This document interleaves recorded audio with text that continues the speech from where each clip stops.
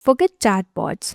ChatGPT 5.4 just got mouse and keyboard. This is the first OpenAI model with native computer use, meaning it doesn't just write code, it operates your computer like a real employee. Build an app, open the browser, sends its own email without me even touching a thing. So today I'm taking you on a walk to show new features of ChatGPT 5.4. Okay, so I will be accessing GPT 5.4 from my VS Code using Codex. Here's the feature one, a 1 million token mega contact. This is the death of goldfish memory. If you're a developer or designer, you know the pain of copy pasting file by file because AI forgets the beginning of the chat. Well, not anymore. I have this repository with dozens of components, global state, integrations, etc. So now, if I go on and ask something about this project, it can take up all the content and give me a meaningful answer.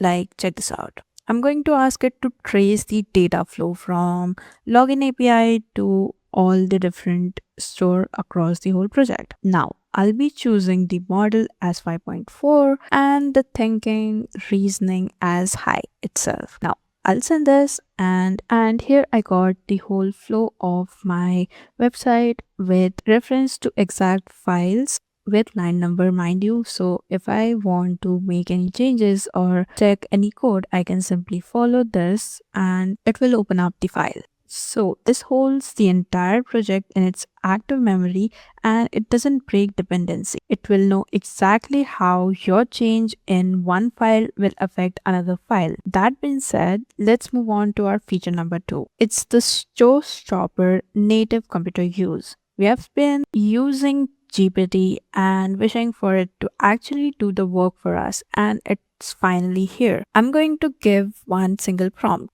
And it's pretty simple. Go to GitHub, find the latest end-to-end release notes, summarize them for UI UX designer, and then send that summary as a formatted mail to this specific mail ID I've provided. Now, before I hit send, I need you to make sure that you have these skills turned on. Again, if you don't know how to navigate to skills, it's pretty simple. Simply click on this settings button, click on skill setting, open the skill settings, and it will open up a preview like this. Now in here, check whether or not your playwright interactive is turned on and playwright CLI skills also if you want. Now if you don't have them, you can simply scroll down to your recommended skills and you'll find it over here. All you have to do is click on this add skill button and it will be installed. Mind you, you'll have to reload your window once you download a skill so that it is functioning now. Once you do that, it's pretty simple.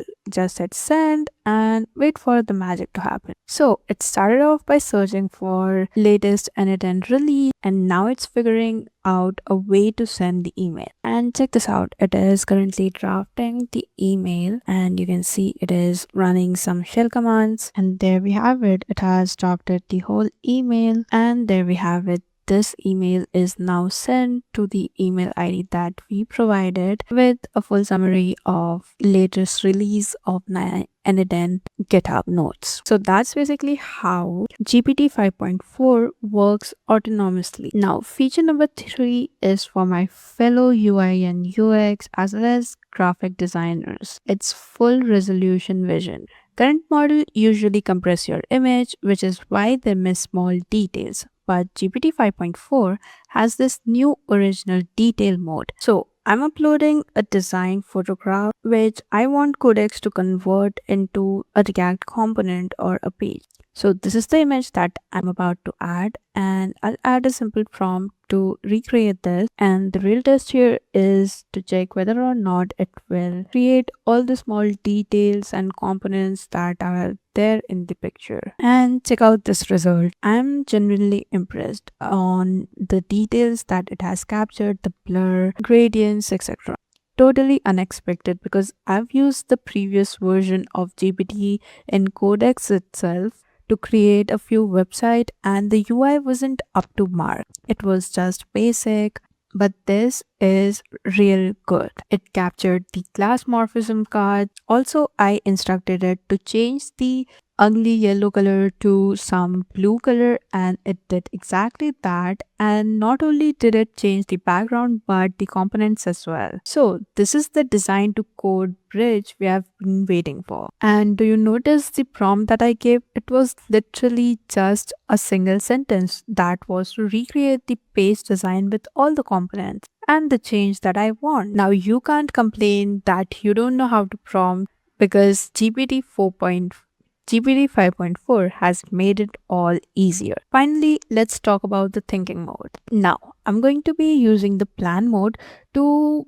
brainstorm an idea that I have. So basically, I'm just going to turn on this plan mode right here and send this prompt. Now, see this? It doesn't directly start typing. It gives an upfront plan. It says, first I'll do this, then I'll do that. But here's the insane feature. You can literally stop it in the middle, like this right here. I'm asking it to use Supabase, and if I click on this chair option, it will send in the comment and make the changes accordingly. Like right now, I asked it to use Supabase, and here it has added that to architecture. It just pivots. It adjusts its chain of thought and continues the work with new instruction. This level of durability makes complex automation so much smoother. So, thing is, how do you get it? As of today, March 6th, GPT 5.4 is rolling out to all Plus, Team, and Pro users. If you want full Pro version of that 1 million context, you'll need a Pro or Enterprise plan. Now, which of these four features are you most hyped for? Let me know in the comment section,